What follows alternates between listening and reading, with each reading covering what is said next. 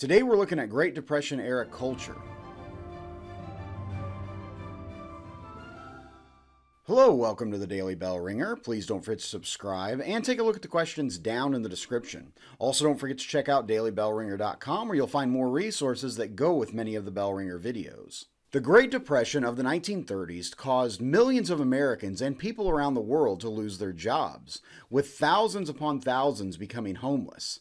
The economic downturn had an enormous impact on every American's life and had a major influence on culture, from art to literature to movies and music. Interestingly, government policy was a major factor in much of the art produced during the 1930s. Beginning in 1935, the Works Progress Administration, or WPA, part of President Franklin Roosevelt's New Deal, began to employ artists to work on public projects. Painters began creating magnificent works that would be on display in public buildings such as town halls, schools, and post offices.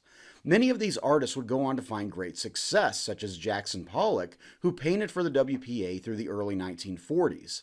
African-American artists of the Harlem Renaissance, such as Aaron Douglas, were hired to paint large murals that are still on display to this day.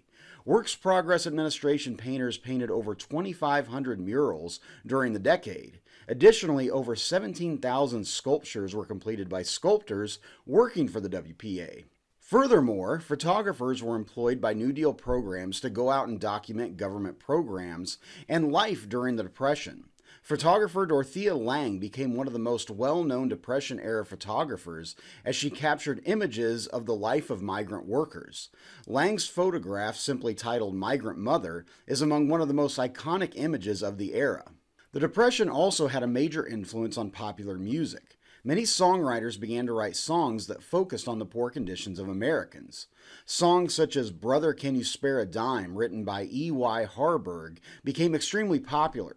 Songwriter and performer Woody Guthrie captured the spirit of Americans as he wrote folk and country songs that expressed the sadness of the Depression, but also the hope Americans had for a brighter future.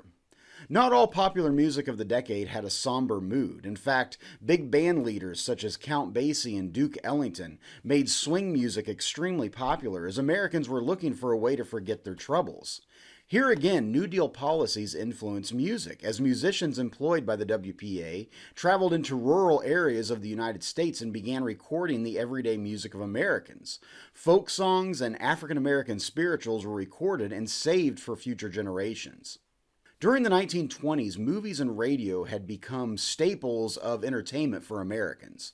During the Roaring Twenties, millions of Americans would attend movies on a weekly basis. However, with the onset of the Great Depression, movie attendance dropped drastically. In response to this, Hollywood began to produce films to try to bring audiences in by offering movies that help people forget the worries of their everyday lives. Fred Astaire and Ginger Rogers became huge stars as they danced across the screen in grand musical productions. Action films focused on gangsters and mobsters brought audiences into theaters.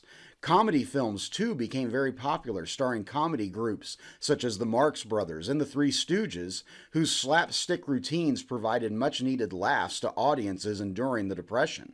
Additionally, radio, which too had become a popular form of entertainment during the 1920s, continued to be the primary form of entertainment at home.